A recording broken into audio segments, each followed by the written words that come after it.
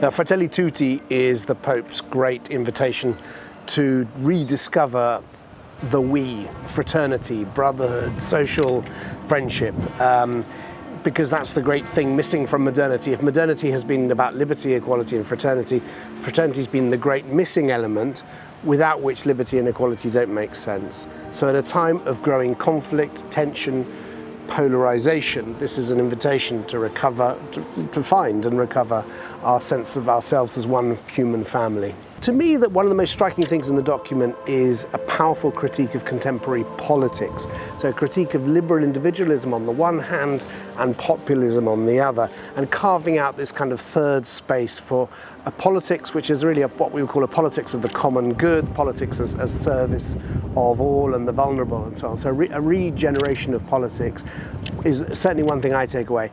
The second one is the importance of overcoming disagreement, conflict, polarization through rediscovering our ability to have dialogue and healthy listening, to be able to walk together with our differences, to rediscover that ability.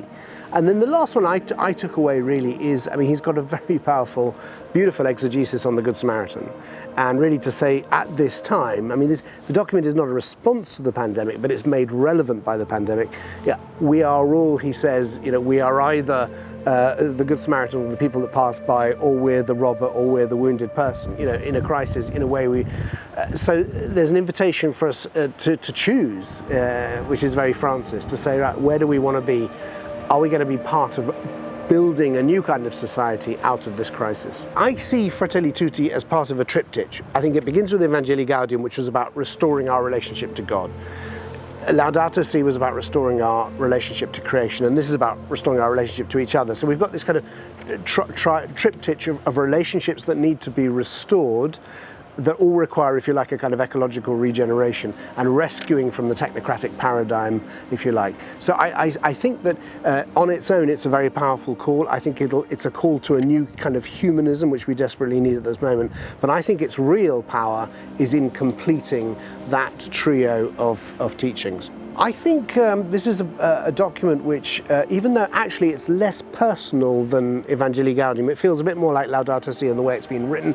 It's heavily quoted. Lots of quoting of himself and each other.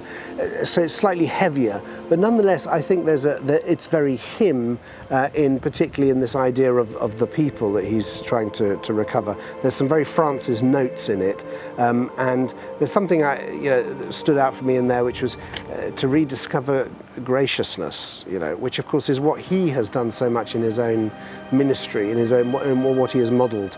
So I think this could be an example really of where a document really comes from deep within him and is really a meditation on the Abu Dhabi document on fraternity, which was issued last year, and he calls out Sheikh Al-Tayeb of Egypt, with whom he wrote that document, and a call for religions to work together to build this new world. So yeah, it's a very beautiful document.